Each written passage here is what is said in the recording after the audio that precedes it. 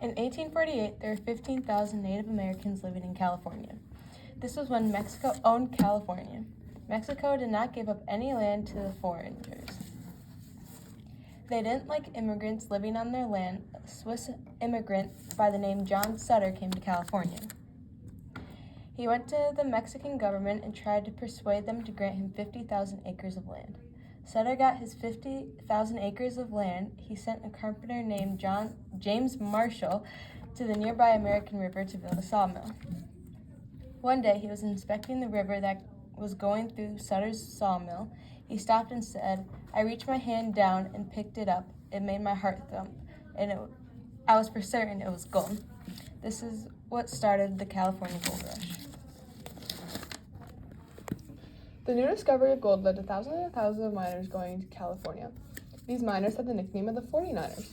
Almost 2/3 of these men were white men from New England. The others were from Europe, Australia, Mexico, South America, and China. The Chinese were a huge part of the gold rush.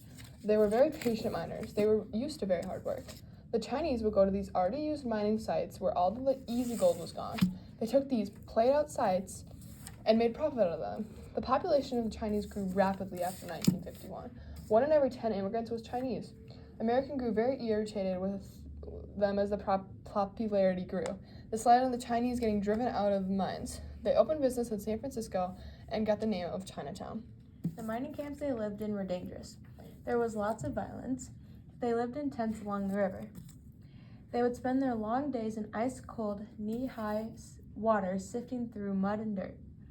They had poor health and little sleep. This led to very poor health for many miners. Miners could get rich overnight, but it wouldn't last very long due to how highly priced basic necessities were. So very few miners became rich. The California Gold Rush changed California forever. The population grew by 250,000 after the gold rush. The gold rush also had negative impact on California. Newcomers didn't respect California's legal rights, and a lot of Americans seized their land. When mining, miners didn't care very much about what they did to their own land. They would use hydraulic mining to take down cliffs. That led to flooding, which caused rivers to end and split. Native Americans also really struggled. A lot of new diseases came with the newcomers, which caused Native Americans to die. By 1870, the population of Native Americans shrank by nearly 100,000. Thank you for listening to our presentation about The California Gold Rush.